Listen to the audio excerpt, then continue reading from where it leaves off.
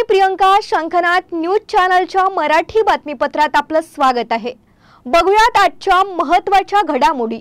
महाराष्ट्रासह दिल्लीतील राजकीय वर्तुळाचं लक्ष सध्या राज्याच्या मुख्यमंत्री पदावर कोण विराजमान होणार याकडे लागले आहे. एक मुख्यमंत्री आणि 2 उपमुख्यमंत्री असा फॉर्म्युला असणार असून भाजपला राज्य सरकारमध्ये उपमुख्यमंत्री म्हणून एकनाथ शिंदे हवे आहेत.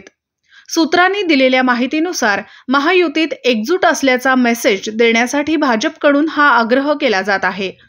एकनाथ शिंदे मुख्यमंत्री झाले तेव्हा भाजपने देवेंद्र फडणवीस यांना उपमुख्यमंत्री म्हणून सरकारमध्ये काम करण्यास सांगितले होते. आता देवेंद्र फडणवीस यांची मुख्यमंत्री पदावर वर्णी लागणार असल्याचे सांगितले जात आहे. त्यामुळे शिंदेंच्या शिवसेनेला आणि अजित पवारांच्या राष्ट्रवादीला उपमुख्यमंत्री पद दिले जाणार आहे. राष्ट्रवादी काँग्रेसमधून अजित पवार उपमुख्यमंत्री असणार हे निश्चित असून एकनाथ शिंदे यांनी नव्या सरकारमध्ये उपमुख्यमंत्री म्हणून काम करावं यासाठी भाजप आग्रही आहे. एकनाथ शिंदे हे उपमुख्यमंत्री म्हणून सरकारमध्ये राहिले तर महायुती एकसंध असल्याची मेसेज जनतेमध्ये जाईल अशी भाजपची भूमिका आहे. त्यामुळेच त्यांना आग्रह केला जात आहे. राजकीय सूत्रांनी सांगितले की मुख्यमंत्री राहिल्यानंतर उपमुख्यमंत्री होणं हा मुद्दा नाहीये. महाराष्ट्राच्या राजकारणात अशी उदाहरणे आहेत.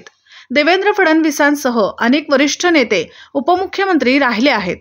पण 2 मराठा उपमुख्यमंत्री असणे हा मेसेज मतदारांपर्यंत नकारात्मक जाण्याची भीती आहे. पुन्हा भेटूयात नवीन बातमीपत्रासह. तोवर नमस्कार.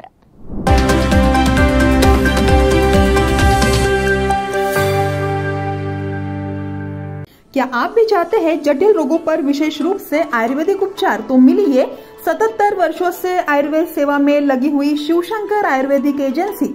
अनुभवी वैद्य डॉक्टर, सभी प्रसिद्ध कंपनियों की दवाइयाँ और सभी प्रकार की जड़ी बूटियों और रोग प्रतिकारक शक्ति बढ़ाने के लिए कई प्रकार की दवाइयाँ प्राप्त करने का एकमात्र विश्वसनीय स्थान.